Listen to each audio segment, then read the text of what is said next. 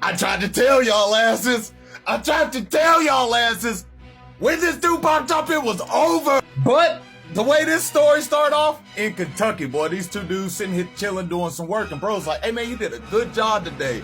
We gonna do a little something else, and then I'm gonna let you get on up out of here to get back to your baby duty. But that's when they start hearing an alarm and like some guns and shit going off in the distance. And they like, yeah, what is that going on over there? And you look off to the distance, you see a whole bunch of hoo-ha, and then an alarm start going off, and bro's like, what the hell is that? Dude's like, it's an alarm.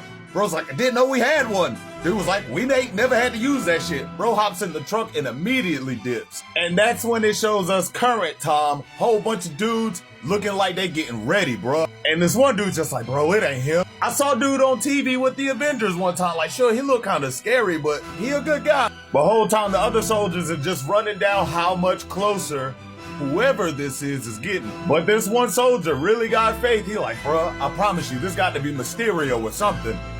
Big guy, gonna come, he gonna whoop ass, and he gonna show him what time it is. But that's when this cat's just like, all right guys, when the last bus is out of town, we good. And they were like, yeah, except for us. But that's when this dude was like, hey man, we're trying to clear the battlefield for other people so they can get out. So like, are you good with that? And dude's like, yeah, my bad. But that's when they were like, yo, you're fucking Captain Bridger. My people told me you was like a war hero back in your time. But dude's like, yeah, that ain't how I remember it, fam.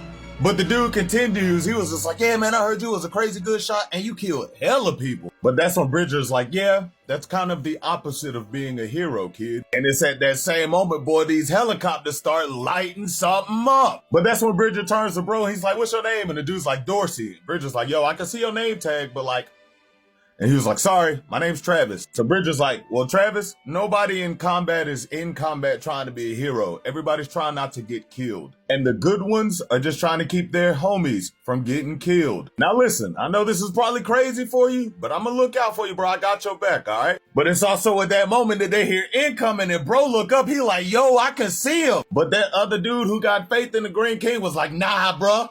The real one gonna pull up any second and he gonna show him what. But before dude could even finish, kaboom! Now guys, I cannot stress how terrified these people are. Cause everybody knows who the Hulk is and they all know that they ain't about to beat the damn Hulk. They're just hoping to God it ain't really him. But everybody's standing around this crater when they see this big ass hand come out. And dude's like, Dr. Banner, listen bruh. We gonna need you to stand down. Cause bro, we about authorized to do it to you. But bro, what rose up out that crater was not Banner. And it absolutely made sure to let them know. Banner, no. There's no Banner in here. And when they were like, oh, okay, well, what do you want? Bro was like, oh, from you? Man. He stretches out them arms, claps them things. I don't want nothing from y'all asses. And they were like, shoot this fool! Get him! Get him! And boy, they start lighting his ass up. But I mean, Hulk. Possessed Hulk. But Hulk. That dude starts smiling. And I've never really had to give this kind of disclaimer in my videos, but disclaimer. Shit about to get graphic. Boy, that brother jump up in the air. Tentacly hands outstretched, grabs this thing, starts swinging right down into the crowd of soldiers and into tanks and shit. And it's at this point that we really see just how much different this Hulk is than even Hulks like the Fractured Son or the Devil Hulk, because sure, they might kill people, but at least they'll give you a warning first. This one? Nah, bruh just straight starts throwing shit into shit. The soldiers? Boy, they ain't learned nothing. So Hulk was like, cool, y'all want to group up together and try to take me down? I'm gonna make sure y'all get real close. Luckily, Bridger's able to get this other dude up out the way before Hulk put his hands on him too. But that's when Hulk was just like, hey, I know you. Yeah, I see Jenny DeGaulle, the war devil behind your eyes. You belong with us. And that's when he starts wrapping this dude up in razor wire and looks at the dude he just saved and was like, and so do you. A squish! Grabbed that boy up so hard that his fucking guts started oozing through his fingers. And that's when it started getting real, cause Hulk was just like, yeah. Let the transformation begin. And bro was just like, and Bridger's like, oh God, Jesus! Shoots that dude dead in his chest, which is probably the best thing he could have done, because God knows what he was about to get turned into. So bro just ends up going limp in Hulk's hand, and Hulk was just like, cool, I guess only you then. Yokes his little ass up. That's what Hulk yoked his little ass up. I was just like, well, about that time for me to summon the living city of Golothia. However the hell you say it. It's just like, yeah, man, I one time called upon it in the city of Nineveh, way back in the day. But now, I'm about to raise you over the mountain where Urdu rests. For those of y'all remember Urdu, Brother Deep. And at this point, the Hulk puts his hands on the grounds and starts infecting Earth with that herpagonisyphila AIDS, and was just like, yeah, the mother of Horus is dead, the eldest lives, obey me. And everything starts rumbling. And then the very next moment, giant tentacles, spikes, buildings, and all other types of shit just start exploding out the ground. I mean, guys, when I say shit is raising out the ground for miles around it, it literally looked like hell is coming up from out the damn earth. And then everything goes black. But then that's when we see hours later, bro, everyone and everything is completely effed up. And we see Bridger up here. And as this dude starts to get up, this man starts throwing up his guts. And it looks incredibly disgusting, especially the way this dude is deformed. And well, the only thing left to do is to start making his way somewhere as he walks over mountains of gore. But it's at this point that through these glazed over eyes, Bridger sees what the Hulk was doing and what all of that damn commotion was. Cause when I say it looked like this man raised hell on earth, brother, this man literally raised hell on earth. I'm talking about a living city of flesh. I mean, this some old Cronenberg shit. This looks like something that came out that movie, The Society. But that's what somebody calls out Bridger. That's when that brother sees all of his squad mates zombified standing there, and they like, come down here, bro. You promised you was gonna protect us. You remember that, Bridger? Come on down here and keep that promise, bro. Bro was like, well, I mean, dead or alive, bro. We soldiers, we look out for each other. So that man makes his way down there to his brethren, while this man looks upon his new kingdom. As we see the Hulk walking into his new castle, he says, all right, kids, your capital city has risen, and your king summons you. Now, rise! And almost like it came straight out of Solo Leveling, this man got his first strongest beast, Urdu, which some of y'all might remember as Brother Deep. Yeah, a being so powerful and so horrifying and such a blight to the one above all's eyes, this man was like, oh no. Turned into the one below all and was like, you got to go. And then chain that motherfucker inside of Earth and just let him burn for eon. But man, you can't have the Hulk absolutely running through the military and then raising hell on Earth and then causing all the monsters on Earth to start flocking toward him without somebody noticing. And of course, it's worldwide news and all the heroes are just like, damn, come on, man. We barely survived fighting the Immortal One. And I mean, they're not really saying that because none of them really know what's happening, but they're all kind of hoping that that's not a thing. I mean, let's be real. Even average, everyday people are hoping that's not a thing.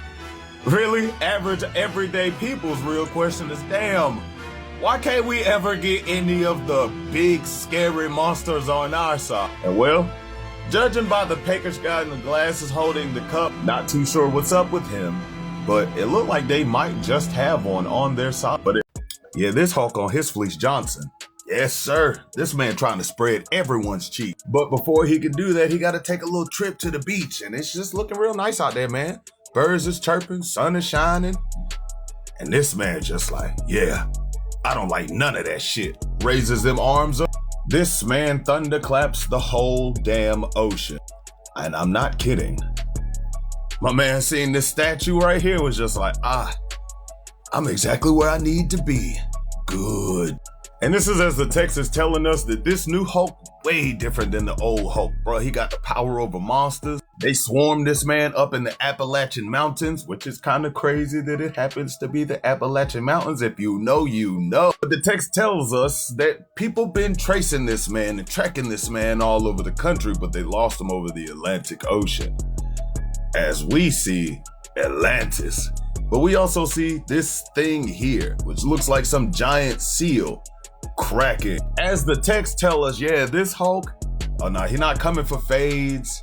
He coming for everything. Which is when the story takes us to Namor. And he's talking to Bucky and a couple of other folks, and they just like, look, bro, this is a different type of Hulk. And Namor's just like, listen, I've been trying to tell y'all for the longest time that Hulk was a threat. But that's also the homie. At the very least, we've been allies in the past. And I'm just not gonna do y'all dirty work for you, bruh. Y'all talking about y'all wanna get rid of this dude, this, that, and the third. Y'all can do that your damn self. But as he's telling them this, he just hears doom, doom, doom, doom, hoo-coo-raccoon. And Bucky's just like, oh shit, son, that's him, bruh. You better get on up out of there. But Namor's just like, Buck, Mr. Soldier, you worry about what you got going on and let me worry about what I got going on. But as he's saying that, this massive booming voice just comes out. Says, speak the name of he. And that's when we see this ginormous thing with crab claws, like 50 human arms and the face of a fucking seal pop out of this giant chasm. And everybody down here is just like, oh my God. And Big Bro is just like, who dares awaken Ngathil? And Namor is just like, yo, don't attack that thing. Y'all just need to make sure that we can get civilians up out of here. And that's what they start doing is this dude starts wrecking shop. And Namor is just like, Ngathil, bruh, I totally thought you was like a freaking legend. And bro was like, yeah, legendary fire breath starts flaming this fool underwater. Do you know how powerful fucking fire breath has to be to work underwater? But that's when the voice off in the distance was just like, I found you, little brother. You have slept too long. But that's when Ngathil was just like, why you dressed like that? You looking like one of them up top. What's up with you? But that's when Elders tells him, this is my truest form. Brother, it's strong. But Ngathil ain't hearing that. Bro's just like, bro, get up out of here. I'm going back to sleep till mama get back. But Hulk tells him, our mother is dead. I lead our house now. I command to reclaim the oceans and devour the mortals and their ships. Divide their numbers and trap them on the land. But Ngathil won't have none of that. Bro was like, you command Ngathil? Boy, get the fudge up out of here, smacks the hell out, Hulk. Sent that brother flying all up and through Atlantis. And Ngathil was just like, oh, well shit, bro, if mom's dead, you think you about to rule? The one who gonna be ruling is the one who is the strongest. And brother runs right up on Hulk, big ass jaws outstretched, a chomp. And boy, we just see this man sliding down this brother's gullet. It looks pretty gross, I'm gonna be. And it's wild, because when he gets in here, bruh, he's surrounded by all of these chittering things. Like, yeah, can we eat it? And Hulk's just like, nice, bro, okay. But I'm gonna go ahead and tell you, you ain't the strongest. And Namor, that man's still on the outside on his imperious racks. Starts trying to stab this fool, but Ngathil ain't having it, boy. Smack the piss out of this fool. Send his ass flying up out of there. But Big Boy on the inside ain't worried, so he just start walking down, punching through walls, except it looked like his hands get stuck. And I'm not necessarily sure if he ripped them out or not, but when he did rip them hands out, which looked like they was covered in blood, boy, he started decapitating folk. Boy, he smacked this thing so hard with the backhand that his whole face came off his face. And bruh just start beating the hell out that thing. But it's at this point that the Infernal Hulk start getting pissed off, so this boy in there starts swinging. While he tell his little brother, the eldest is the hardest, the cruelest, the biggest, the largest, wickedest Hulk there ever was. And as he is saying this man is slowly ripping his way out of Ingethil's stomach. And as he is holding on to this man's flaps of skin, he tells him, "Yield or die, brother, for I have become truly invincible." And Ingethil, big ass, up there struggling and floundering. "Oh, please, little bro, I'm sorry, please stop. Ah, please." But the Infernal one was just like, "Oh, come on, bro. You thought I brought you back just to kill you?" He says as he shoves a spike through this thing's face. And he just like, "Nah, bro. I didn't come here to kill you. I came here to recruit you, to make you stronger, little bro. As a matter of fact, you gonna be the one who takes back this planet's oceans. So help your big sister out, chill out, and let's get down to business, shall we?" And with that, bro takes the giant spike out of Ingethil's mouth and was just like, "Now, you go handle your business while I handle mine." And in that moment, we see Namor like, "Bruh, Bucky and them won't kidding. Had your big ass not been here, shit would've got crazy, bruh. And it's crazy because they tried to tell me you was on some stuff." But that's when the Infernal one turns around, grabs that man up by his chest and tells him, "I sent Ingethil away because your deaths do not interest me yet. When they do interest me, you'll see me again." And Namor's boys was just like, "Brother, we just watched this dude straight up mollywop a guy that we thought was a legend that we told to our children. How are we supposed to beat him? I can't breathe." And Namor was just like, "Oh my Jesus Christ. Yeah, we're gonna need some help with this one, cause this dude, ooh shit." Unfortunately for them and everybody else on Earth, it's seeming like the only person who can help anyone is currently attending a child's birthday party and is rather indisposed. So it's looking like the heroes of Earth are on their own for this one. So, Infernal Hulk been out here getting busy. Yeah, man. If you don't know what's going on with the Hulk right now and why he looked like this, you see, an Elder God's been chasing this dude down so he can get his body throughout his whole last run. And after possessing the Abomination, used its like flesh manipulation powers to pull Bruce Banner out of the Hulk. And well, shortly after this, bro got possessed and became this thing. And well, yeah, he been going around just doing the most. But a lot of people been wondering, okay, well, if Bruce Banner ain't in the Hulk anymore, where's Bruce Banner? Well, you see, him and Betty been living out in Indiana for a little while now. And they've just been doing the regular life thing for a little while. They done changed their names and all that, but yeah, they're doing the regular husband and wife, go to work, do the thing. But you see, here's the thing. This whole little charade they got going on is very awkward for both of them. Like, if you notice while they're driving to work, old girl notices this camera immediately and they both hit their sun visors to block their faces. And not only that, when they pull up beside this old homeless dude, what's said on this sign sits a little odd with Bruce, especially considering that this old man is just kind of staring him down, and Bruce just kind of looks at him like, huh, what is this guy looking at? But as he's thinking it, in his mind, he's having a whole moment. Funny enough, Betty saw bro staring, and she was just like, yo, what's up with bruh? And Bruce was like, I don't know, I didn't see anything, I guess I didn't notice it.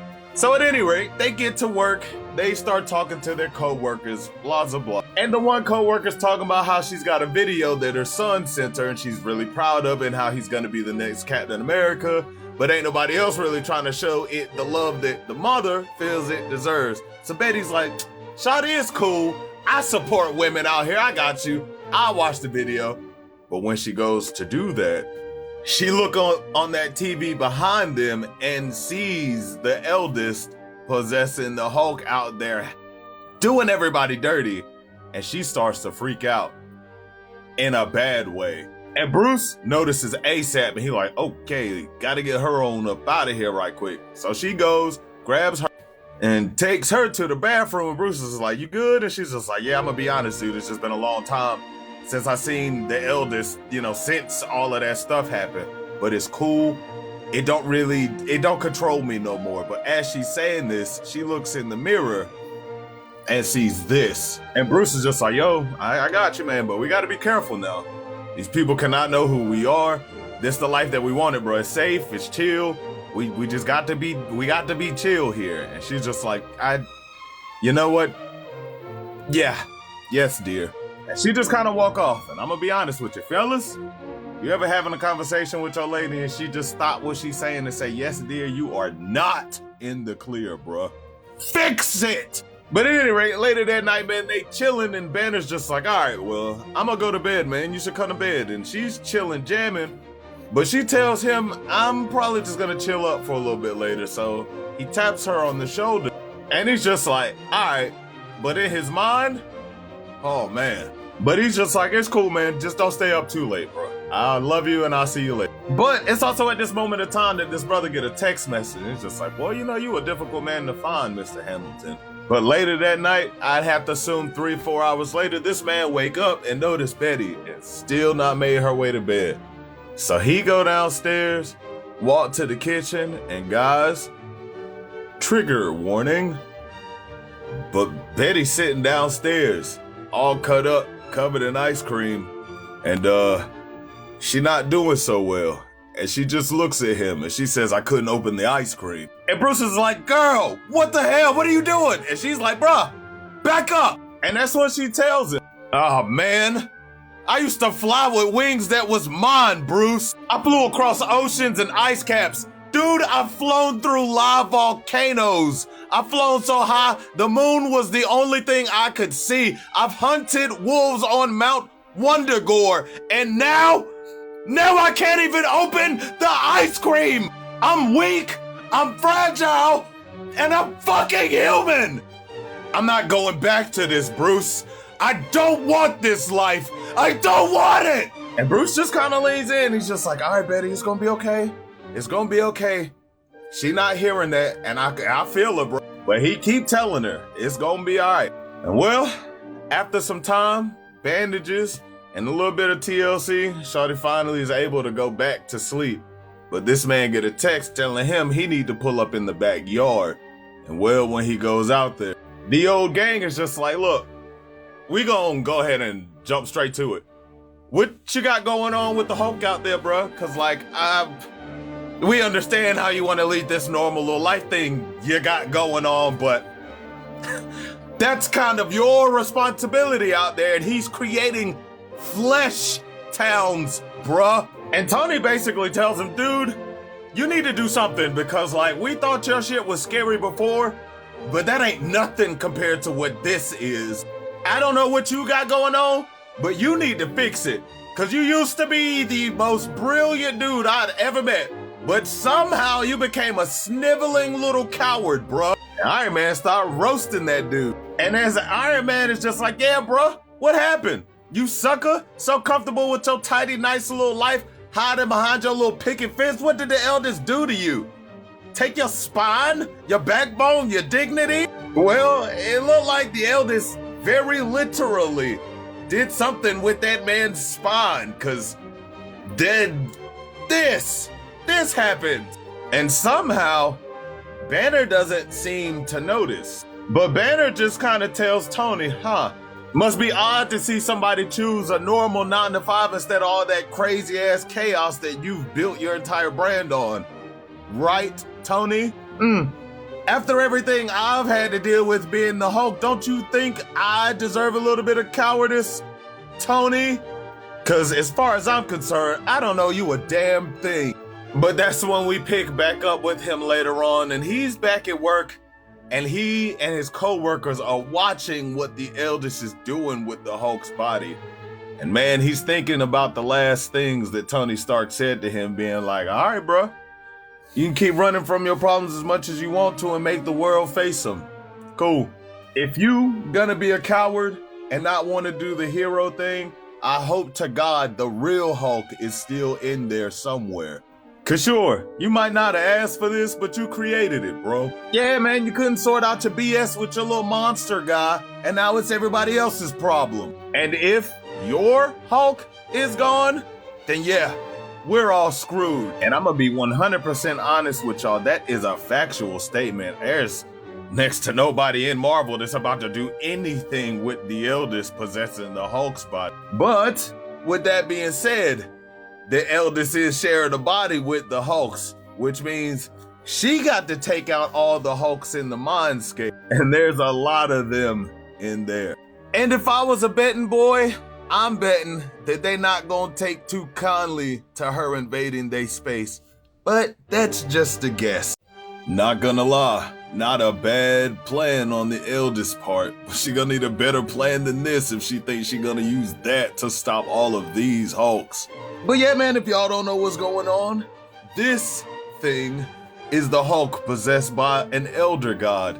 And well, the way that happened, that elder god used the abomination and flesh manipulation to rip Bruce Banner out of the Hulk, and then use this flesh manipulation to take over this dude's body, becoming the prime consciousness controlling the Hulk. But see, if you know anything about the Incredible Hulk, well, to be in control of the body, you basically got to take out or out-muscle every other incarnation that's inside of Bruce Banner's mind. And well, right off the jump, it looked like Eldest was able to take out all the other Hulk personalities. But man, if you like me, you've been wondering how. Well, that's a question that's not on any of these people's minds. These people is wondering if they about to get eaten alive by giant skeleton pterodactyl things. Yeah, the Hulk definitely making entire cities made of flesh and resurrecting crazy monsters that are just flying around the country doing the most to everything. And Hulk himself don't give a damn. Like I said, possessed by an evil elder god. But the fractured son? Well, he seems to be in a rather interesting area and getting attacked by some really interesting looking wildlife. From what it looks like, this man done found his way back into the Hulkscape, which was a concept that we were introduced to in full during the last Fractured run. Kind of how Bruce Banner has his Mindscape, the Hulk also has his Hulkscape. But with the influence of the eldest, yeah, this is looking a little wild. So this man starts walking around, come across giant mushrooms, rotten skeletons, and a bag. And there's something about this bag that's very familiar. It's Charlie's bag. Charlie being the little girl who ended up going with him on a couple of adventures in the last run and turned into a giant lichen thing. But while he's looking at this bag, something is shuffling next to his feet. A wolf. A wolf holding a really interesting looking doll. And the Hulk is just like, hey, get yourself back here. But I mean, it's a wolf. He not about to listen. And Hulk was like, all right, okay. But that's when the voice says, my fair-haired cousin spoke of thee. I expected bigger. And Hulk just kind of looks up to see that it's this dude wearing what looks like the pelt of Lycana. And Hulk is just like, whoa, this is my place. How did you get in here? And dude's just like, yeah, I got eaten by a massive monster. What, did you? Are you the master of its belly or something? And the guy just says, no, Hulk. This is my prison now, just like it's yours. But it's also at this moment that a crow flies up to the Hulk and he tells him, hey man, there's gonna be others. Yeah, man, I need you to meet a couple of people. So go ahead and follow good Agmander. But it's also at this point that Hulk notices that this crow is carrying this doll, so he goes to try to get it, but is not able to reach it. So he's like, all right, I guess I'm following the crow. So he starts making his way throughout this strange land, tries again to grab this crow, except this crow turns into a giant bat and Pip slaps the hell out this man, causing him to fall straight on his back and through the ground. And it's wild because when this dude hits the ground, he looks around and he notices that he's in Bruce Banner's childhood room. And as he's looking around, he hears a voice off in the distance tell him, you not belong here. Only Hulk is Hulk. Who are you? And the fractured son is looking stunned, Bars, because it seems like he's never actually met any of the other incarnations. And he's just like, I'm you, and I'm pretty sure we're dead. But Savage Hulk? The bro's like, shut up. Savage Hulk ain't dead. And you, big dog, you ain't the Hulk. Hit that boy with that crack coal. Sent this dude flying through a wall, which had the fractured son crashing into a casino with a very interesting sign above some of the machines. And this man starts getting up, and he hears a voice that says, huh, you're quite the handsome devil, aren't you? But that's when the fractured son looks up to see Joe Fixit, and Joe Fixit tells him, yeah, bro, you're a handsome devil, but this party is invite only. But I want you guys to notice that it's not just Joe Fixit in here. Betty Ross, the Abomination, and even the girl that the eldest possessed is in here. And it's also at this moment that the Savage Hulk starts walking up, and Joe's just like, damn, this dude too? How many of y'all jokers is in here? It's cool. I guess it makes sense. Banner been way crazy, way before any of us. But, like I said, and that's when we see this man reaching for this Tommy gun, brought this an invite-only party, starts firing off on this dude. But as this dude is somehow getting encased in flame, we hear another voice tell him to get up. There's a war to win. And when he looks up, he sees the Green Scar World War Hulk, my personal favorite. Alongside a few other Hulks, Meek, this thing, just a whole bunch of beings that should not be in the Hulkscape. Hell, Scar's even in here.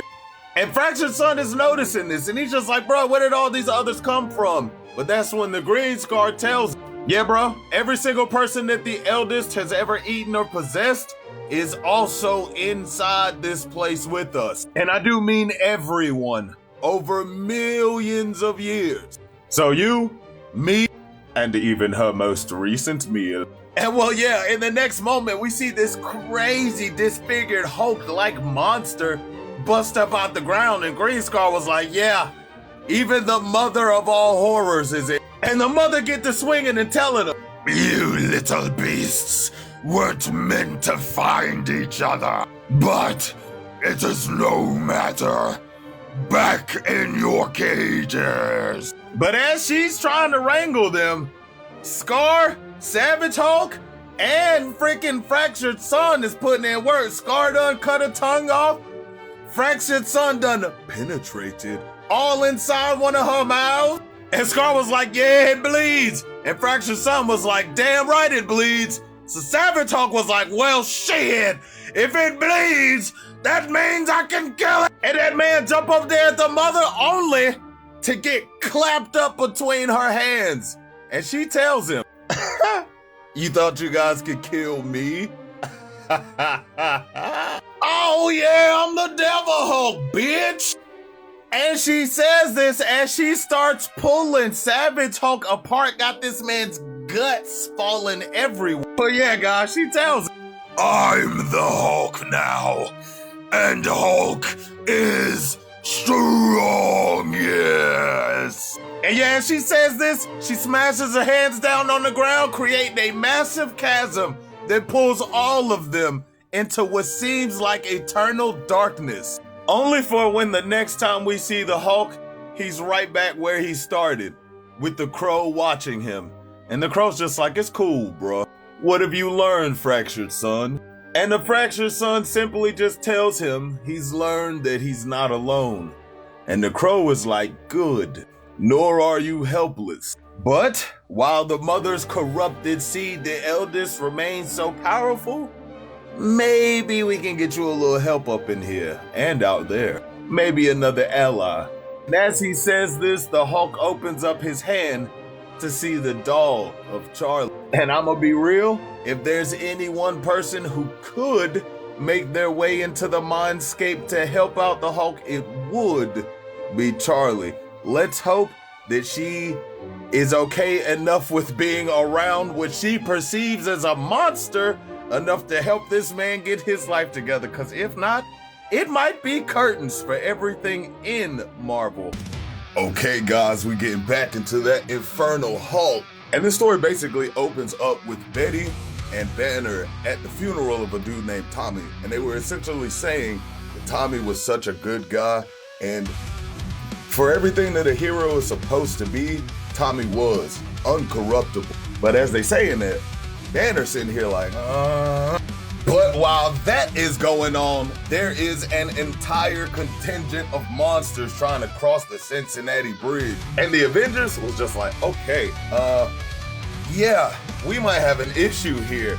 And Carol's just like, yeah, bruh, this gonna be hard. And she right, because when they look down, this man Hulk is right at the head of this long ass group of zombie thing. And Iron Man's just like, yeah, well, bro, there ain't nobody else that can help us. We need to make sure that we can get as many civilians to safety as possible and then focus all of our firepower on the Hulk. But it looked like they weren't gonna have to focus too hard on very much, because in the very next second, whoa, a giant flash of light hits down right in front of this man and his monster. The heroes are just like, whoa, what's that, bro? But that's when we hear a voice tell the Infernal Hulk, I see you. Yes, the corruptive seed of Infernal. And you're dressed in a new skin? I called this planet of your progeny once. And as this voice is speaking to the Infernal One, we see not only his soldiers getting fried up, but that man getting singed up as well. And that's when we see Toa himself come down from the skylight. Fades, yeah, bruh, we about to run that. Heroes was like, is that what I think it is? And Tony was like, yeah, that's the one above all, dog, yeah. He don't normally even do stuff like this. This is great. And that's literally what Hulk was thinking. What? You surprise me. How long has it been since your feet touched the dust of a world you've made? It doesn't matter. We watered this planet with your blood before, and we'll do it again. With that, the Infernal Hulk jumped straight up to this man, talking about some fades. Yeah, I want this. But the one above all won't try to hit none of that. Hit that man with that crack cow. Knocked that brother's jaw off his face, dude. Send that man hurtling to the water. But they won't done. Chased his ass, hunting him down. And that brother Hulk down here melted. Toa not playing with that ass. But Hulk is strong. So he hit that boy hard. And they start scrapping. And Toa tells him, I see your mind. The very knowledge of you offends me. And washing away the stain of you will be the labor of 1,000 years. Hey y'all, while they saying this, I'm talking about this fight done made its way to what it seems like out of space. And they sitting here throwing hands. And that's when the Infernal Hulk tells him, I see your mind as well. I see the truth of you. And you are not. And as he is saying this, the Infernal Hulk wraps his hands around Toa's shoulder and begins to rip that man. And it's only when we see the flesh of Toa ripped that we realize that ain't Toa. And that thing was not happy about having its meat suit ripped off. Blast that boy, dead in his chest. And it tells the Infernal Hulk, you loathsome creature, I am me, the vessel of his wrath wielded by his mind. As the hands and eyes and beating heart are thee, I am no less, the one above all. Now come get some hot smiting. And he starts frying this dude up with divine light. And the Infernal Hulk tells him, nah, bruh, you a slave, dude. The servant he sent to die in his place. That's when the Infernal Hulk digs his hands into the ground and flips up a massive chunk of earth. And that's when this angel thing, while blasting through this big old piece of earth, it tells him, fool, we're all slaves. What are you talking about? Unfortunately for this angel, there was not enough firepower to get through all of this. And that's when the Infernal One asks him, does he see you now, your pretty slaver? Your beloved one above all? And the angel responds, coughing up blood, yeah, he sees. And the Infernal Hulk reaches down, grabs him and says, good, and starts ripping this thing apart. Here is your slave, tyrant. Now keep your other slaves safe in the sky. Let monsters come for them as well. And well, with that, the Infernal one dips. And Tony and the gang was just like, okay. Oh, shit. Oh, man, bro, what? And sure, the fight did not at all go the way that they hoped that it would, but something was left on the battlefield that they did not have before. And it's something that is very clearly able to injure the Infernal Hulk. And knowing the Avengers and how they get down with alien tech, I'm pretty sure they're gonna put a good use to this thing, because this boy is out of control. But that's when the story actually switches back to Bruce and Betty. And they thinking about the funeral of the dude, Tommy. And Betty's basically telling Banner, hey man, I'm just kind of thinking about Natty and all this crazy stuff that's going on out here. And as Banner is trying to comfort Betty, he says something that's really selfish in terms of their relationship, saying is he's been wanting a normal life where she's just wanting her freedom and her strength back. And he realizes it mid-combo is just like, damn, shawty, that was my bad. And she's like, it's fine, bro, whatever, let's just roll out. So they go to check on this lady, Natty, Tommy's mom. And boy, it looked like the Hulk been over here doing some stuff, because when they opened the door, that brother Tommy standing there, he like, what up, mom? It's me. I came home, aren't you glad to see me? And Banner and Betty was just like, bro, what are you doing here? And why do you look like a zombie? And Tommy turned around like, okay, y'all better get up out of here, you scaring mama. And so he run up on Banner, starts slinging that man. And Betty goes to try to defend her, but Tommy run up like, boy, girl, I told y'all, don't touch my mama. And he start choking Betty up. And it's crazy because his hand do some old hoo-ha. And Banner was like, nah, you better put my lady down. This man takes a little bit of this fire on his jacket, run up on bruh, hit him with a bottle of liquor, rubs his jacket on that man, catches that brother all types of on fire. This man was just like, mom, oh please, it hurts, mother, somebody. Yeah. Well, yeah, the house caught on fire, and as these two are just standing there with Natty watching the house burn down, Banner's just kind of like, all right, Betty, I give. You won. It's really looking like I got to go back and deal with Hulk. And yeah, bruh, you definitely got to go back and deal with Hulk. Because not only is this man out here fighting angels of the Lord, but he also turning random civilians into Lovecraftian monsters. Yeah, somebody need to do something about that dude. And until Thor get his powers back, it looking like there really ain't nobody around here who really can do nothing about it but you. So, I don't know what Banner got planned, but hopefully it's something that's gonna get something cracking. Jesus Christ. Not Tony Stark making the new Hulk Buster. What shall we call it?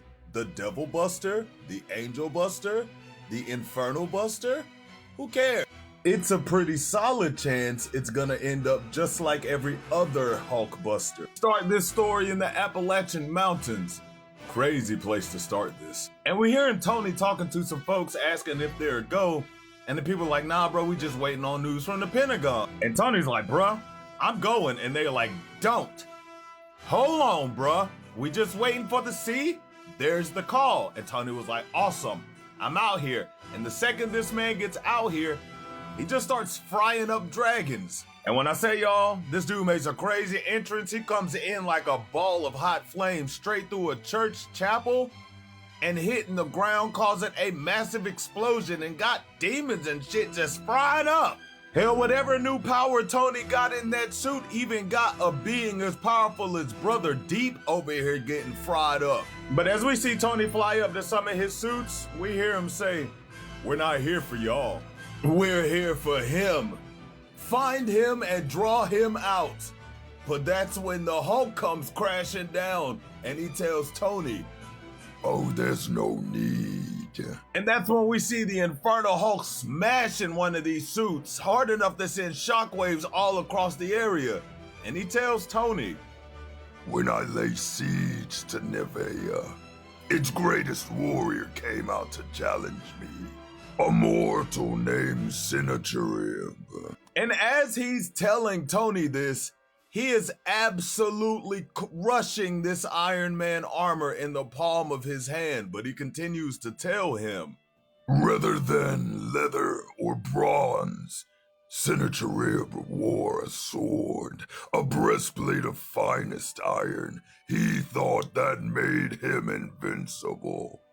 Tell me, little Sennacherib, are you invincible? But that's when we get back with Reed Richards, Bucky Barnes, and other leaders of the American military. And they're just like, yeah, man, this is new Iron Man Hellbuster armor. We're pretty sure it can kill the Hulk. But this guy's like, hey, man, this dude just killed a $1 billion soldier, crushed him like a tin can. And y'all talking about think this thing can kill the Hulk? And Reed's like, yeah, bro, we think it can kill the Hulk. And homie's just like, okay, what if it doesn't though? And Reed tells him, well, then that's what Project Linus is for.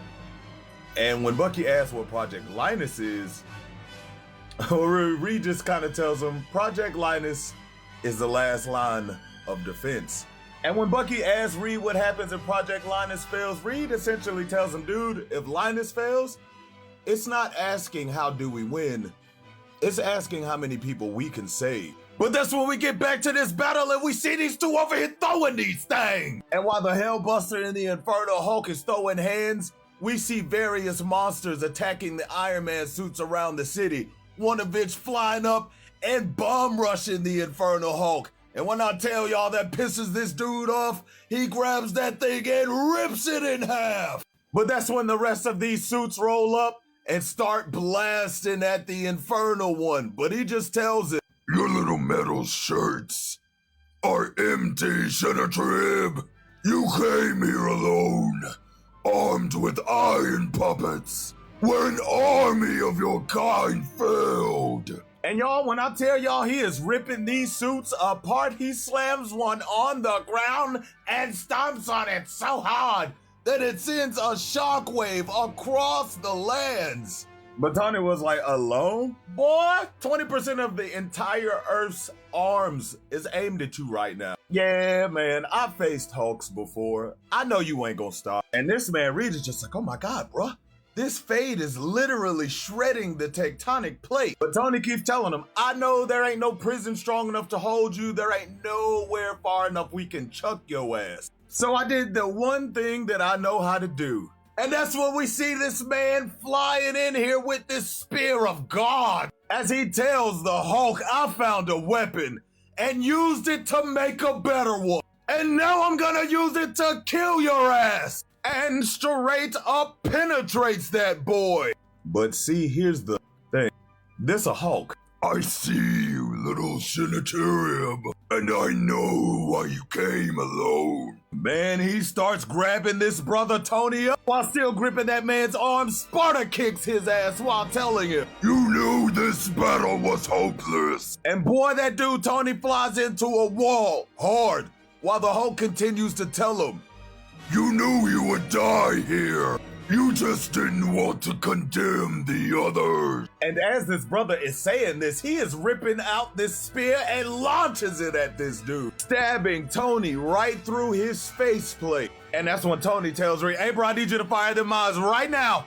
And Reed's just like, bro, you gonna get killed. You need to get clear. But Tony's like, Reed, do it now. And it ain't a moment too soon, because that's when the Infernal Hulk comes down there and starts beating this man with his own arm. But it's also at the same time that those mines go off, sending not only Tony and the Hulk, but the entire city of Nineveh hurtling into the center of the earth. And Tony starts rage, man. He's just like, ha ha, I broke your little fort.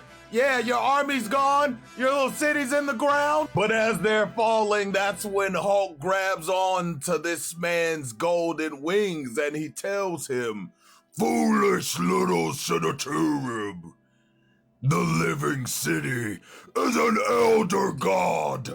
And this is where we learn that the living city of Nineveh is just that, an elder god, a living being. A monster made of flesh, and the Infernal Hulk tells him, you can't hurt us in here. And I think it's at this point that Tony starts to believe it, because he's like, Reed, it's time for Linus. But Reed tells him, hey man, we can't do that, brother. And Tony tells him, yes, we can. It's time for Linus. I need you to shoot that, and I need you to shoot that now. But as Tony tries to get outside the blast radius, the Infernal Hulk looks up and smiles. And as Project Linus charges up for its massive blast, the cannon fires, sending a massive beam hurtling towards the city.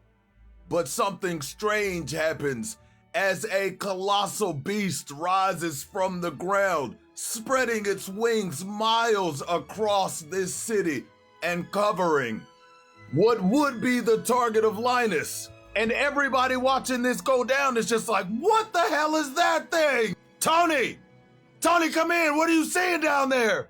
But Tony, oh, this dude is awestruck. He ain't never seen anything as amazing and horrifying as this.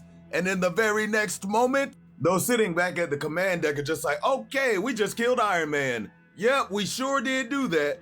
But another guy in the office is like, bro, I mean, we don't know that. But another guy tells him, I mean, he knew the risks, man. But that's when Bucky just kind of lets everybody know that the city is still there. But that's when Reed sees something rather upsetting. And he says, hey guys, look over on the periphery and zoom in on that image. And it's there in the center of the city of living flesh. We see Tony Stark being carried by demons. And though they are happy to see that he is still alive, they also see that the Hulk is keeping him captive, which means that this is war. But more than just war. This is about the survival of mankind now. This morning, they may have had a choice, but now they don't. Either they find a way to kill the Hulk, or humanity's gonna end with them. But that's when our story takes us somewhere in West Virginia as we see somebody working on an engine in a garage. And the guy walks up and he's just like, hey man, it's almost time for that curfew. It's about that time for you to go on to the crib. So as this person starts washing off their hands, the other guy starts getting kind of snippy with the sheriff, telling him, man, I've lived here my whole damn life. I don't need no curfew. But the sheriff tells him, yeah, I mean, that's all well and good, but the last person that said that, we found him ripped apart. So, you know, maybe you heed our warning. And while the dude tells him, look, man, I'm not trying to give you no guff. I know you just doing your job. The cop goes, yeah, I mean, I get it, but you should be scared. Hell, you ought to be scared. Like it or not, there are real monsters here now, and ain't nobody coming to save us. But who knows? If they're good guys, they might get lucky seeing as their co-workers with probably the strongest skinwalker that's ever lived. So if they get in trouble, she might help. Oh, if the X-Men thought dealing with World War Hulk was a problem. I'ma just tell you, they not ready. Yeah, no. They are not ready for this. But as the story opens, man, we hear the Infernal Hulk in the background as we see this giant pink mass of whatever just making its way through the city, melting humans and taking over everything. The age of man is being swept away. This is the age of monsters, of gods, of mutant kind. Step out of the shadows, all of you. And as we hear this being said, we see this giant blob forming a man. A giant pink Iceman looking dude with wings. And deep within this man's chest resides the blob. And in the background, Blob can hear the Infernal Hulk telling him to rise. So back at a factory in Alaska, when Blob wakes up, he's just like, oh my God. And Queen Quire's just like, bruh, Blob, did you see what I just saw? Cause I had a crazy ass dream and I saw some crazy ass shit. And Blob was just like, nah, bro. I didn't see nothing. Even though this man very clearly saw a really demonic future version of himself. I mean, bro is out here looking like the Infernal Hulk's horseman. But that's when we switch to a warehouse in the American Midwest and we see this cat bringing back a whole bunch of tacos for a whole bunch of his mutant homies. He's just like, come on, guys. Like, y'all done sent me out here to get like 50 tacos. One of y'all could have came with me, bro, because this shit is heavy. And they were like, I mean, to be honest, bro, you're the only one who's gonna pass as a sapient. So like, But as they're having this little conversation, doom, doom, doom, that's all they're hearing in the background. And they like, what? What is that? And one of them's just like, bro, it's probably just some human like drug addicts. It probably ain't no big deal. Raw. Or the ceiling come crashing down and this dude just screams out, look out. And the lookout actually turns into a construct that is able to protect them from falling damage. And so that's exactly what he starts doing. And one of these dudes is like, Leech, brother, we gonna need you to move your ass, come on. Unfortunately for him, he probably should have waited for Leech because this dude gets absolutely crushed. While we hear a voice say, there you are. Beautiful little Leech, the power dampener. I've been looking for you. But that's when that man get hit in the back with some flame and they were like, bro, you killed Hawk. So, Leech, you run and hide. We gonna take care of this mofo. Pyro, time to light that fool up. We about to kill his ass. And that's exactly what Pyro does. Hits that man right in the back with a massive fireball. But like, come on, guys. Hulk turned around with the quickness. Kill me? Ha ha ha ha ha! I bore witness when your wretched forebearers wriggled out of the sea. Those such as you who respect power should know when you have none. And bruh, while he is saying this, he is wrecking these dudes. Crush this dude's whole rib cage. Pyro, get kicked. Man out here looking like Blonsky from the 2008 Hulk movie. And this girl here? Oh, sweetheart. God, Jesus, bro. Damn, Hulk, you didn't have to do Shorty like that. But after doing Shorty like that and dropping her ass down on the ground, my man walks up to this merry-go-round, pimp slaps one of these horses out the way, and tells Lee, come on out. Don't be afraid, cunning little thing. There's work to be done. But this is when the story switches over to Scott Summers, some of the rest of the X-Men, who are in a base in Alaska. And Scott's pretty much just like, yeah, we got the call that, along with some of you guys, a lot of us out here at this base had crazy visions. Visions of grandeur of a world ruled by mutants, as a matter of fact. And we've been getting reports that mutants across the globe have all been having these same visions. And what's more weird, it seems like we've all been being called to the risen city of Galagathia, however you pronounce this thing. See, the horrifying thing that they all came to realize is this new Hulk has the ability to exercise his willpower over mutant, like a monstrous telepathy or something like that. And the only thing keeping them safe right now is people like Emma Frost and Quentin Quire using their telepathic abilities to keep everybody safe. Scott continues telling them, the Hulk considers himself the father of horrors, ruler of all evolutionary deviations, which leads me to believe that his next stop are going to be to get the deviants, but that is to be seen.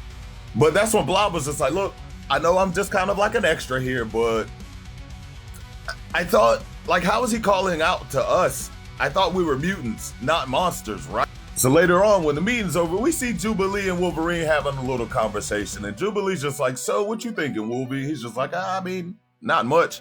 We got a problem, we gonna deal with it. And so Jubilee was like, hey man, did you have one of them crazy dreams? And Wolverine was like, I mean, not really. Plus, it ain't like I'm about to go to some damn living city because the Hulk told me to. But what about you, Jubilee? And she was just like, well, I'm hungry. He was like, cool, but what about your little dream? She was like, I mean, it's like you said. I didn't really see much of anything.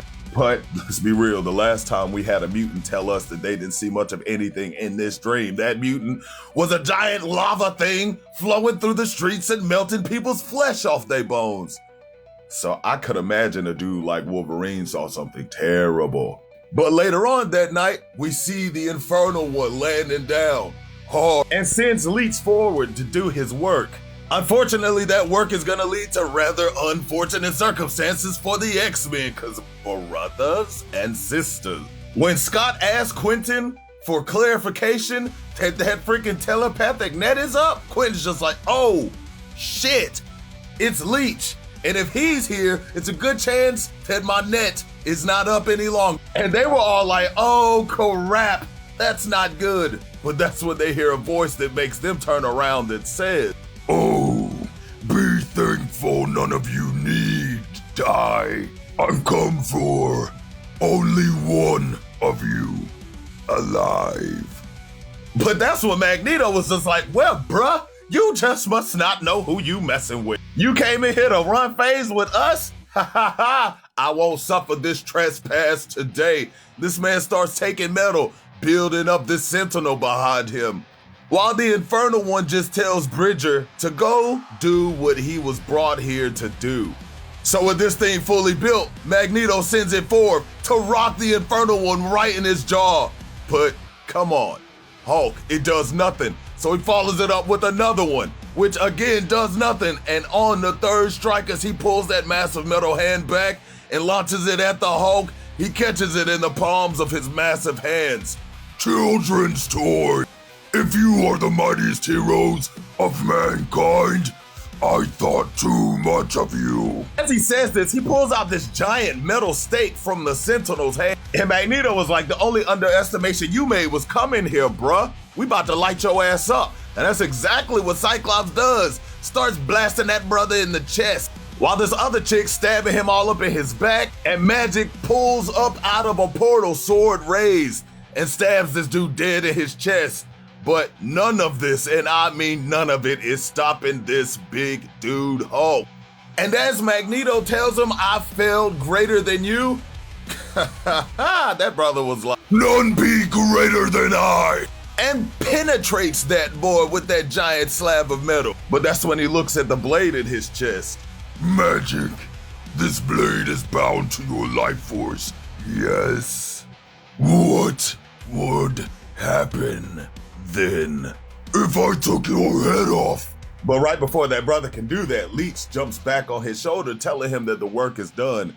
And well, seeing as Leech is a power dampener, we see that sword start to fizzle out of nowhere as he tells them, oh, this is not done. I have what I came for, but you will see me again, and soon. The mutants of Earth are mine by right, as you will learn. And with that brother just jumps out the roof. But see, here's the thing. Even though they're all glad to be getting up out of there with their lives, they also notice that the Infernal One got up out of there with Blob. And well, the Avengers, they've come across the skull of the first Hulk, Enkidu. And they trying to figure out how to make a weapon, but that's when Bruce Banner comes up and says, come on, guys, y'all should already know by now.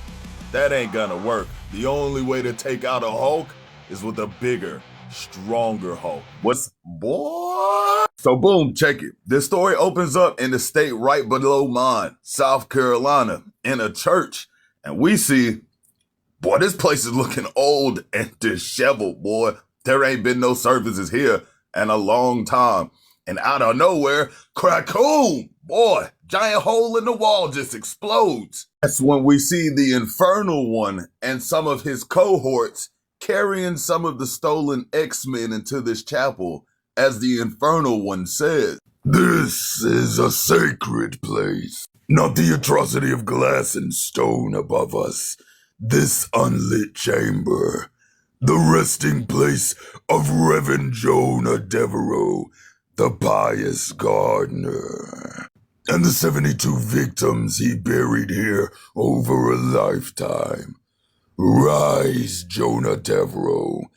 Time for the fruits of your garden to conquer the earth. And as his brother puts this giant necrotic hand on the ground, something amazing happens. The ground literally splits open, vines start whipping up and out of the ground, grab up these two X-Men, and start hoisting their asses up in the air. And bro's just like, please don't do this to us, bro. We're not trying to go down like that. And Magic's is like, bro, the X-Men gonna come get us, bro. Swear to God, when they do, it's gonna be your ass. But that's when the Infernal Hulk tells him, yeah, okay.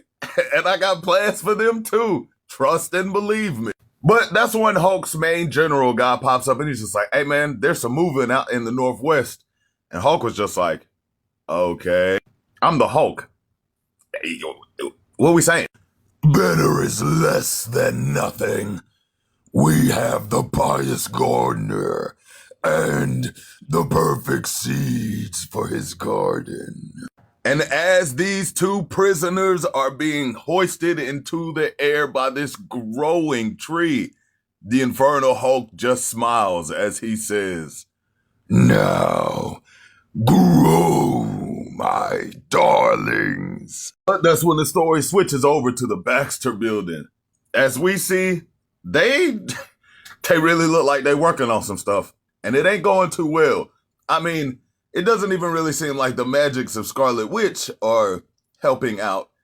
And this is the magics of Scarlet Witch. They can help everything. Reed is just kind of like, all right, Banner, we've been at this for a little bit, and it does not look like any of this is going to help us beat this dude. And Tony was like, I mean, bruh, come on. We were never going to beat this man with hands and guns and bombs. Linus taught us that. The only thing that's going to beat a Hulk is another Hulk. And Banner's like, yeah, you're right. And there's other Hulks that'll definitely help us out with this. And Reed is like, yeah, I mean, that's true, but the perfect gamma storm that created the perfect Hulk has never been recreated. That's the Hulk we need to fight this threat. And Banner was like, yeah, I hear you, but that Hulk is the threat, bruh. And Tony was like, I mean, but bruh, that's you. That Hulk is you. Maybe you're gonna have to do the thing. And Banner was like, I mean, I understand what you're saying, but I can't. Yeah, whatever the eldest did when she separated us, she basically made my blood incompatible with gamma. Almost like I'm immune to it somehow now. I mean, the way it's looking, guys, I may never be the Hulk again. I mean, let's be real. If anybody who's been reading Hulk comics over the last 20 years, no. Anytime this man stopped becoming the Hulk, even for a little bit of time, he always gonna come back to being the Hulk. But that's when Tony was just like, all right, well, look, you mentioned like a cave system down there. We went out there, we didn't see anything. And Bruce tells him, that's not really surprising. These caves, deeper than anything I have ever seen. I'm talking about way deep. But Banner tells him that he will lead them down there because, I mean, they're all right. The only thing that's gonna beat this Hulk is a bigger, stronger Hulk. But the thing is, Banner knows for a fact they're not gonna find that down there. Before this man goes on a quest that very easily could be the end of his life, you know that he had to call the one lady that he says that he loves. That woman being Betty Ross. And as he's telling her that the Avengers are loading up and they about to get ready to do the thing, she pretty much tells him, look, bro, I can't really talk right now. I got clients here. And Banner's like, yeah, I'm sorry, about the long work days. I just wondering, how are you? How are you feeling, man? Is everything okay? And trigger warning, but Betty's just like, what? Are you asking if I'm still cutting? And Banner's like, I mean, look, I'm just trying to say, and Betty gives this brother a long-deserved piece of her mind. And she just like, what you trying to say, David? That you sorry? What, you're sorry I'm a weakling making 1/10 of the money I used to in a place that you chose for us to live? That you left me here while you went off to become the Hulk again, even though you've only ever hated it? And Banner was just like, wait, Betty. And she just, bro, I gotta go. And hangs up on his ass. That's when we see her storming out of the office, and as one of her coworkers tries to get her attention, they like, hey, Heather, can I ask you a question? She's just like, bruh, that ain't my damn name. And as he's asking her to do her a favor, she just basically slams paperwork in his face and was just like, bro, you can do that shit yourself. And walks up out the building and goes to call her dad. And as she's talking to him, boy, she starts scratching her arm. And she tells her father, look, don't worry about it. It don't matter. We haven't seen each other in a while. I just thought maybe we might. But as she's saying this, we see blood start to come through her jacket sleeve. So it's looking like maybe she didn't stop cutting after all. Story switches back to the Avengers. They done flown deep beneath the Earth's crust. I'm talking about we're finding the skeletons of giants that would make cities look tiny. An ancient world long forgotten by the world of the surface. Vision was just like, woo, definitely realize how short of lives we have lived, especially considering how long this stuff has been here before us. Reed is asking if there's anything down there they need to be worried about. Banner's like, nah, bro, not really. This place is pretty much a graveyard. But Vision was like, I wouldn't say graveyard. And Banner was like, what you mean? What you talking about, Willis? And Vision tells him, yeah, bro, I'm definitely picking up life signs out that way. Robust life signs, as a matter of fact, and reads like robust, as in like plentiful robust. Because the way everything looking up here, to describe life signs as robust may be a bit of an overstatement, Viz, are we sure? Or are we talking about plentiful and robust as in big? And it's at that moment that they see a massive, and I mean huge, taller than the Empire State Building, size huge sword just sticking up out the ground over here. And Vision's just like, not entirely sure, but what I am sure is consistent life signs are moving back and forth throughout this little spot we. They start to land, but Vision's just like, listen, I know you're trying to land, but it's also saying the ground might not be super solid, so this might not be a great idea. And Tony was just like, bruh, I'm Iron Man. I got this. My scans say that we'll be okay. But like, Tony and his scans really need to start triple checking themselves, because the second that plane touches down, they fall through the freaking floor. And Tony was just like, sorry about that, guys. And so that's when they notice that there's breathable air down there. But Banner, bro just starts walking, and that's what he hears. Doom, a doom, a doom. And he's just like, guys, eyes up, bro. Something big is definitely down here. That's when they see down this big old tunnel, a shadow of something huge start walking up on them. It was just like, guys, I'm getting some crazy gamma readings over here off of whatever this thing is. And Reed was just like, bruh, Hug knew we was coming, this a trap. And Iron Man was like, all right, shit, bro, everybody get ready. And Banner was just like, ready? Really? And that's when we see whatever this big thing is jump straight toward Iron Man and hit this dude in the face with what looks like a giant pickaxe. And then we see a giant green hand grab this dude Vision up and chokeslam him into the side of the mountain wall. And when I say he chokeslammed this brother, he chokeslammed this brother hard. So hard that they went through the damn mountain. That's when we see that the giant being that started putting paws on everyone was Scar, the son of the Hulk. And bro was just like, you. And that dude don't waste a moment as he runs up, grabs his father by the chest, lifting him up in the air as he asks him, why did you come back here, Banner? But Bruce was just like, bro, chill. We're not here to fight. But it's also at that moment that Iron Man runs up and punches Scar in the face, talking about some, yeah, you can speak for yourself on that not trying to fight thing. Bruce gets up in front of everybody and was just like, Tony, bro, chill out, dude. Hold on. And Tony was just like, bro, you better talk. You better say something. And that's when Scar just tells them, the surface is your place, not here. Why did you come back here? And Banner's just like, Scar, we're looking for something. We don't know exactly what we're looking for, but that's when Iron Man says something that can kill a Hulk. Nothing personal, you know? But that's when Scar tells them, nothing kills a Hulk. That's when Banner says, well, son, this time we got to. And so that's when Scar looks at his father and says, well, there ain't nothing here but the dead, so leave or join them. But it's also at this point that Banner hears some creatures saying something in a different language from a cave off in the distance. And that's when we see these little goblin things start walking up. And Iron Man was just like, what? Goblins? Goblins! And Banner was just like, Scar, bro, you said everything down here was dead. But that's when Scar tells them, the Rutlings are not your concern. Now leave this place. But that's when, in another language, one of the Rutlings starts speaking and pointing to Tony. And Tony's just like, I mean, it's nothing. It's just a scratch. So that's when one of the Rutlings starts pulling at Iron Man's pauldron. And Iron Man's just like, okay, well, I guess he wants us to follow him. But Scar, speaking in the Rutling language, tells them to stop. And that's when Scar gets in front of the Rutling trying to stop him as he tells him, you've saved my life before. Now I save yours. I protect you from shades and fires and winged lizards, but men are far worse.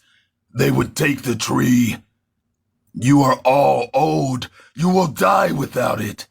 Do not give it to them. But the Rutling just leans in and in his language speaks to Scar. And when Banner asks Scar, what did he say? Scar just tells Banner, he said that I'm too angry and that you are friends, or should be. And with that, the Rutlings continue to lead Tony, Scar, and the rest of the team down the tunnel. And that's when they come into an open chasm and see something quite amazing. A crystal with a tree growing out of the top of it, bathed in a brilliant blue light. And as they get closer, Scar repeats, they say that you are friends and that we are meant to help you. And Tony is just like, okay, so, what is that? And Scar tells him, get closer. Let its light touch you.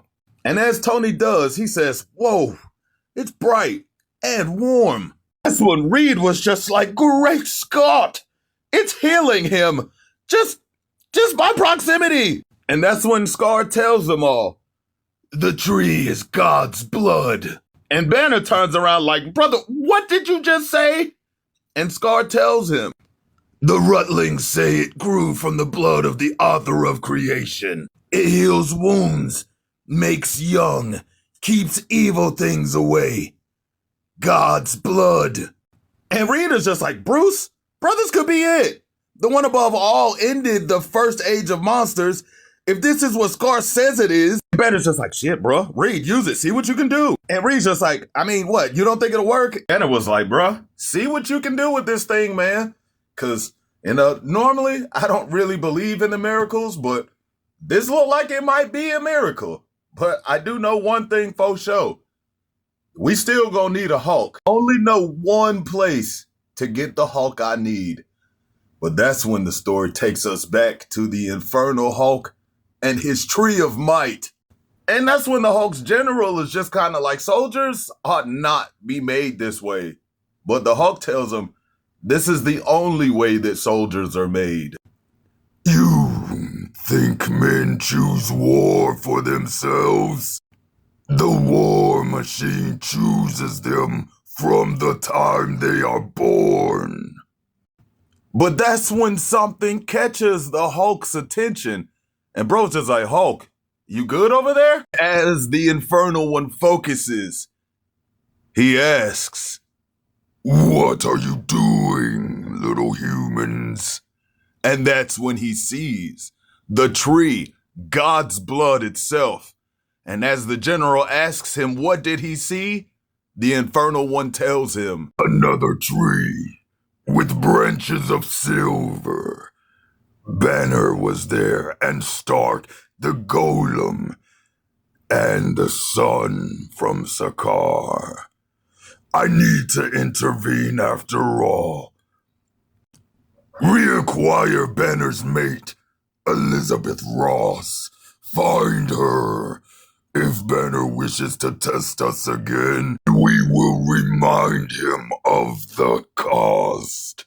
And well, that's when our story switches to New Orleans, Strange Academy, as we see Banner walking in going, yo, yo, yo, what's up, doctor? And that's when we hear a man say, if I wanted to see you, I'd have answered the door. You are one bold one coming back here. But that's when Banner says, Dr. Voodoo, I know, and my bad. I'm doubly sorry to ask you for any more, but I'm asking.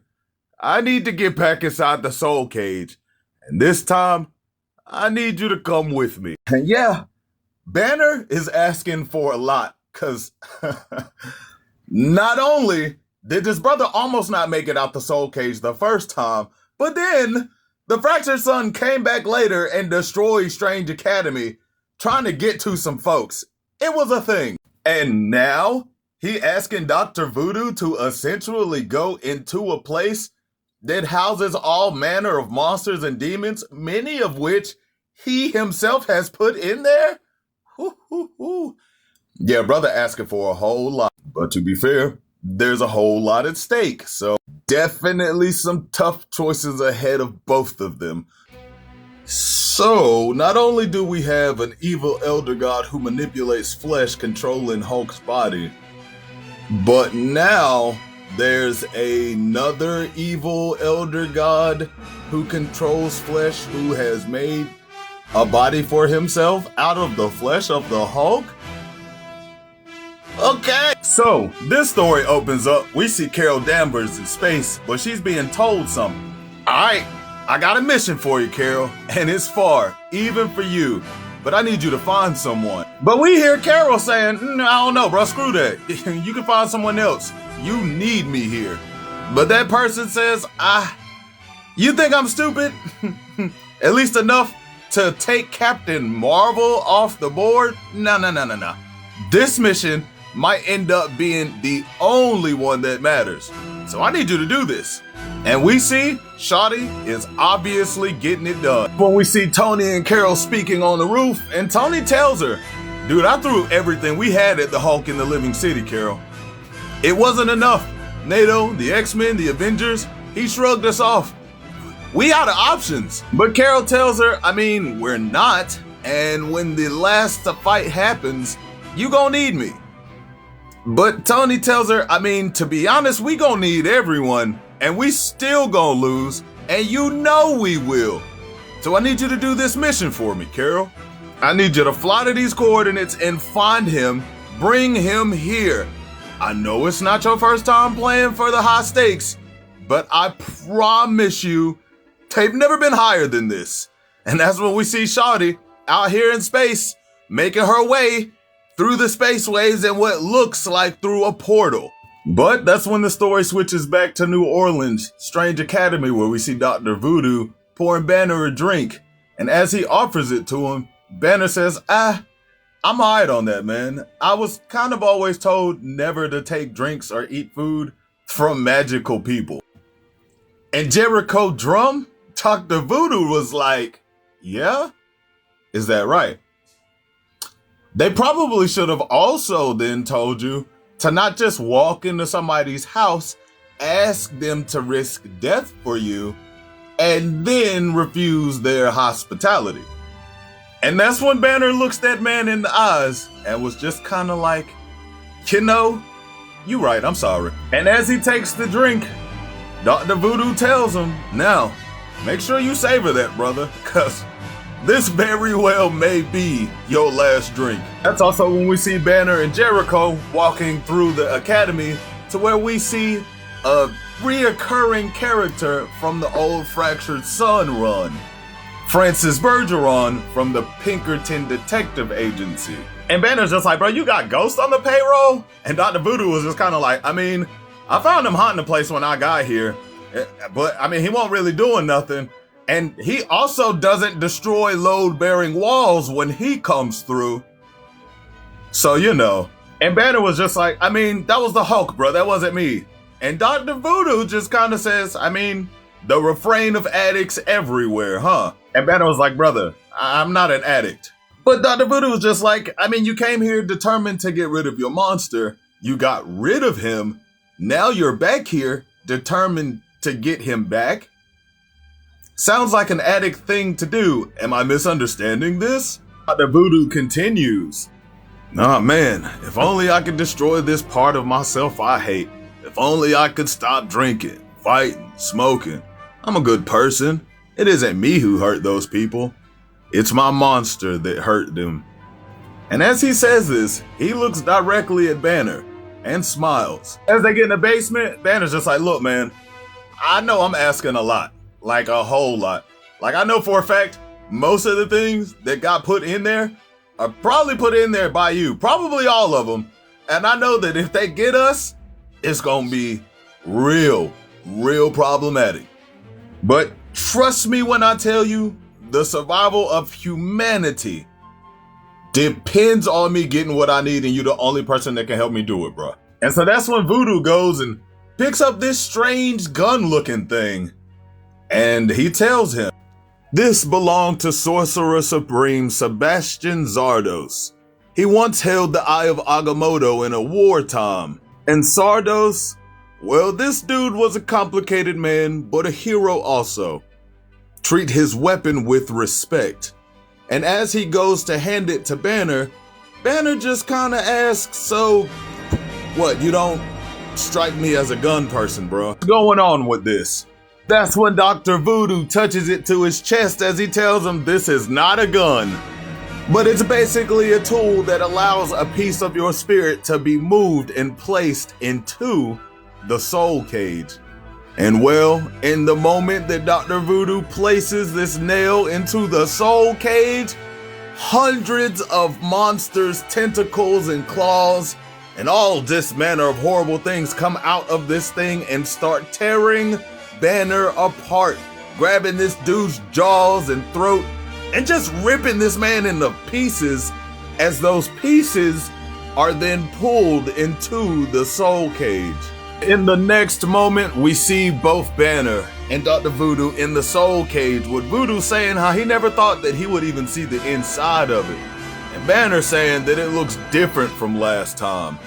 But even though it may look different, the beasts that inhabit this place are the same, as we see the three-faced owl beast thing that the Fractured Sun had to put pause on in the last run up talking about some butchery. Caca! Thing immediately comes in to attack them, saying ruination and malevolence. And bruh, Banner won't try to hit none of that shit. Took this mystical magical gun thing and started lighting his ass up. But this thing really didn't seem to be affected, because it came in and almost bit Banner's chest up off his chest. That's when Dr. Voodoo come in with that staff, slamming it on the ground as he says, yeah, I remember you, Demon Cellium, the tormentor of madmen, and I'm not here for you. I'm here for Suman Guru, the Flesh Weaver. Now where is he? And well, after being subdued by Dr. Voodoo, bro was like, all right, I got you. I'm sorry, my bad. Get on my back and I'll take you over there.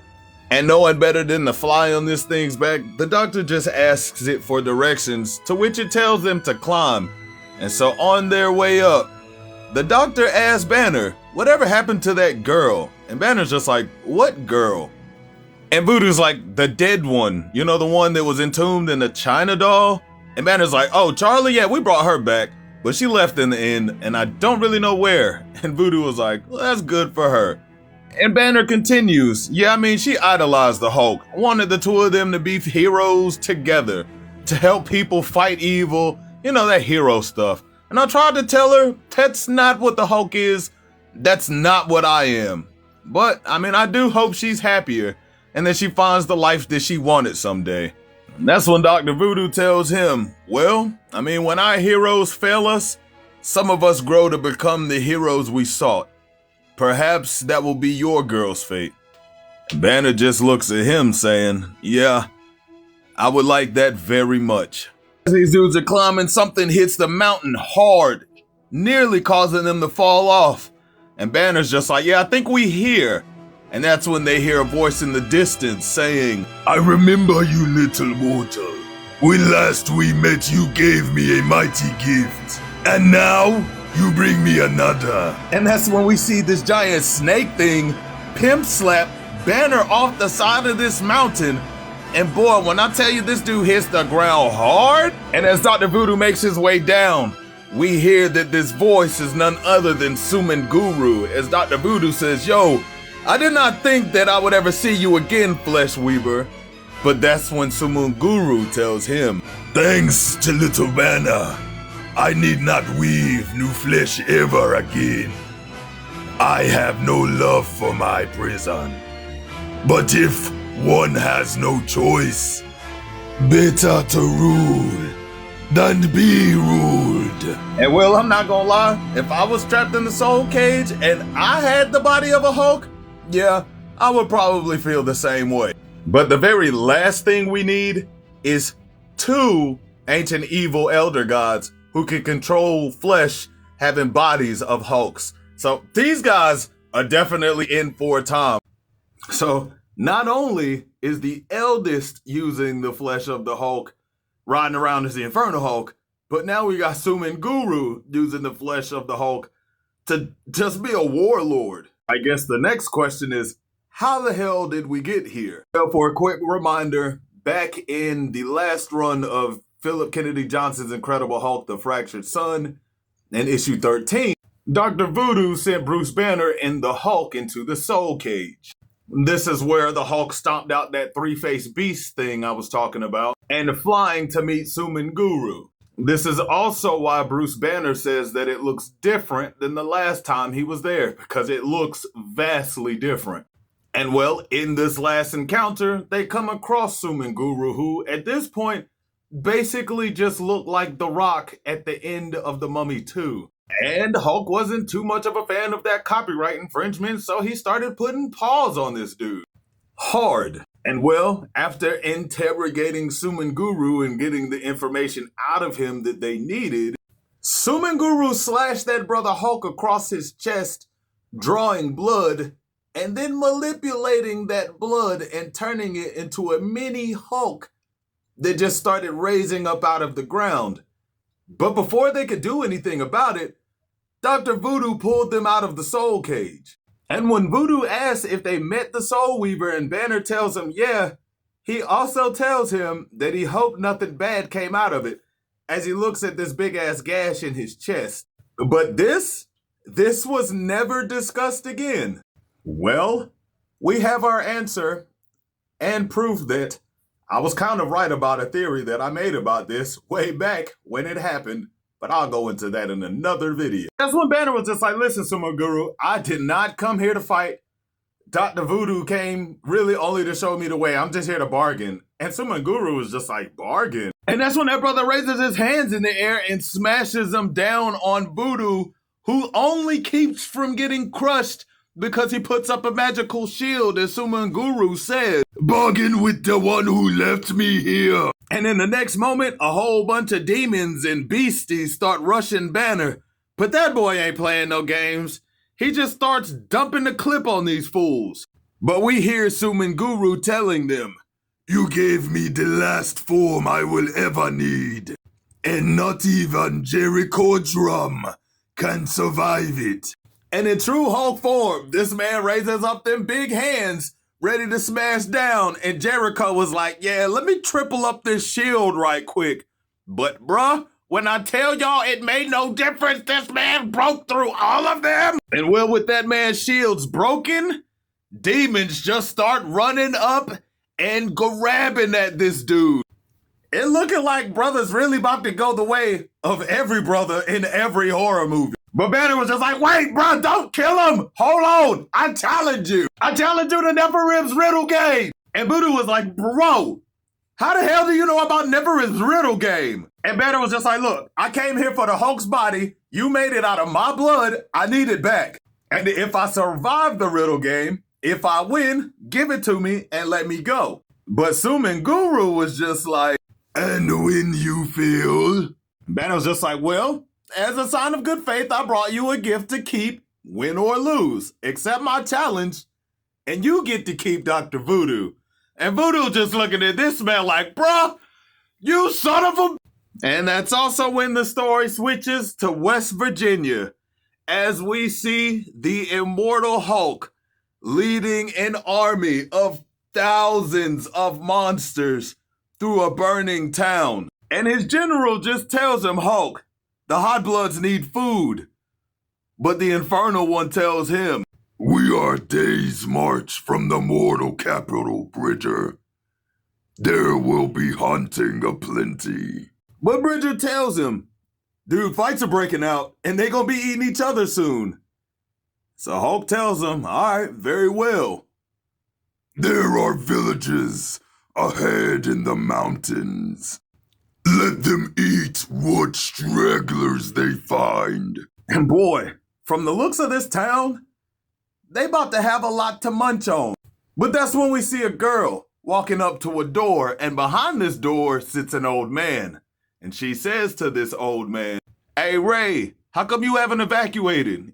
You probably should hitch a ride before there's no rides left. But Ray tells her, news is full of it. Even if it wasn't, I ain't leaving. But the girl continues, I mean, what you mean you not leaving? Come on. There's I mean, there's a loner at the shop. Let me give you a ride somewhere. But Ray tells her, June, I lived here since before the sheriff was born. I got nowhere else to go and no interest in trying. Whatever happens, I'll be here to see it. And the girl June tells her, pointlessly stubborn. I respect it. All right, Ray, we gonna stick it out together. But at least, let me get you in the house, all right? Ain't no point in making it easy for him. But later that night, man, oh man. If y'all ever seen Castlevania, when Dracula sent all those night haunts and horrors and monsters to that town, this was that. And we see these werewolves running through the streets and one saying, there's still a few here. One's close. I smell him. And that's when we see them run up on this girl, June, who's calmly sitting on the porch, and she tells these two werewolves, evening. Now, can you chatty Cathy's keep it down? Ray's trying to sleep. And one of these wolves says, ha, this one's funny. While the other says, I wish more of you meat sacks did this. Just sit on your porches and wait for us. But that's when June gets up and starts walking towards them. And the one wolf says, do you even know what we are, girl? And June replies, ha ha ha. Boy, shawty looked these werewolves dead in their face and say, I know what you are not. And that's when she started transforming. And that thing you call the Hulk? Yeah, that ain't the Hulk. And bruh, when I tell you this wolf start ripping out this girl face, these other two wolves are standing there looking like, what the fuck is that? Not only that, wings start sprouting out this girl back. And she continues to tell them, yeah, and guess what? You not soldiers neither. And you damn sure ain't got what it takes to fuck with me. And she takes those massive jaws and tears these things' throats out with them. That's when she hears a heavy footfall behind her, one that sounds very much like the Hulk's. And that's what she says as she turns around. And that's when a grossly deformed man just walks up like, what the hell are you? And that's when she says, what the hell are you? And dude tells her, I'm called Bridger. And you just slaughtered two of your own. But that's when she tells him, back when I had friends, they used to call me Charlie. But when I'm killing soft fucks and taking their skins, I'm called Lycana. Guess which one you get to call me? Marvel just gave us a new Hulk. Let's talk about it. But to do that, we got to start with where we left off.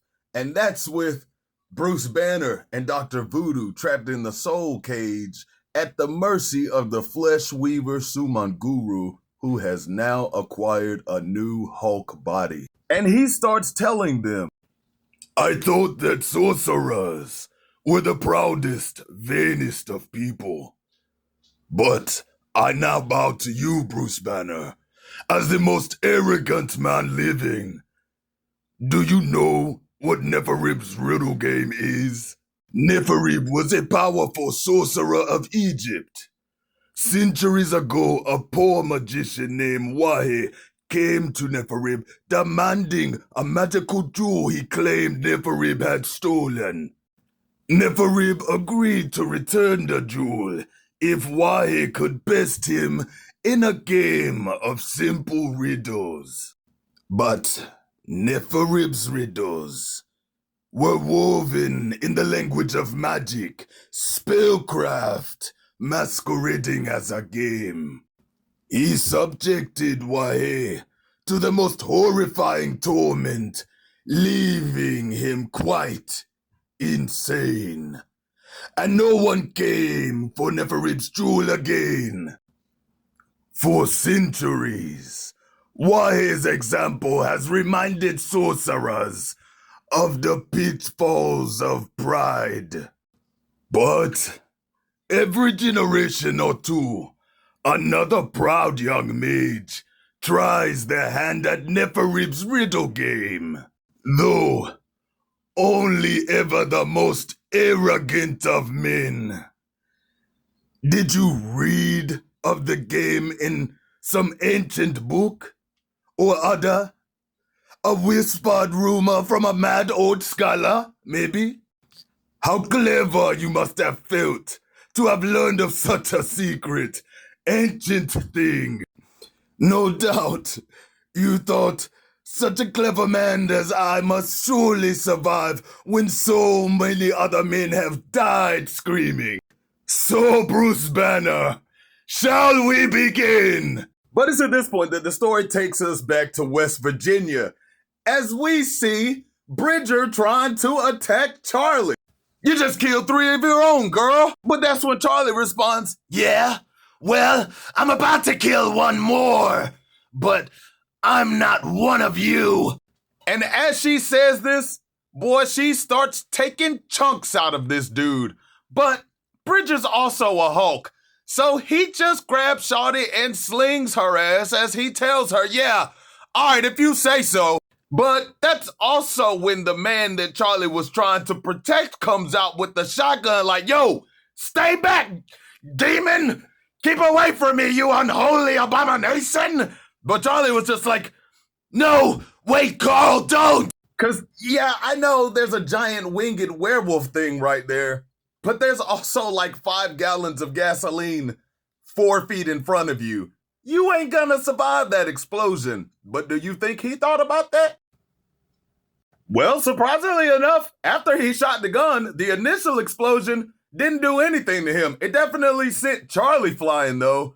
But what the explosion did do was destabilize the rest of the building, which did then do that man dirty. Or was about to, until Charlie came in and swooped his ass up at the last second and dropped him off on the side somewhere. And Bridger was just kind of like, yeah, you know, you're a weird one. You kill other monsters, but you save the old town guy who just tried to kill you? That's when we see Charlie flying out the flames telling Bridger, I'm not a monster! I fought alongside the Avengers! I might not be a hero, but I'm not you! You! And y'all, as she's saying this, boy, she is pushing this man's face. Woo, she choking the life out this dude. But it's also at this moment that she's starting to see Bridger's memories. And she's just like, whoa, what is this? And that's when she realizes, it's not even you I'm fighting, is it? Not completely. There's something else in there. But that's when the story takes us back to the Soul Cage, to Suman Guru, as he tells Bruce Banner, your first riddle, little Banner. Let us see if your arrogance is earned. Well, when this man says he's gonna see if Banner's arrogance is earned, bruh, he is not kidding. He about to put that boy through a whole bunch of shit. But to be fair, for all the shit that he done did to the Hulk throughout the years, he kind of had this one coming. But that, ladies and gentlemen, is also a story for another time. As for now, Excelsior War Corps. I'm Amaso T. I'll catch y'all later.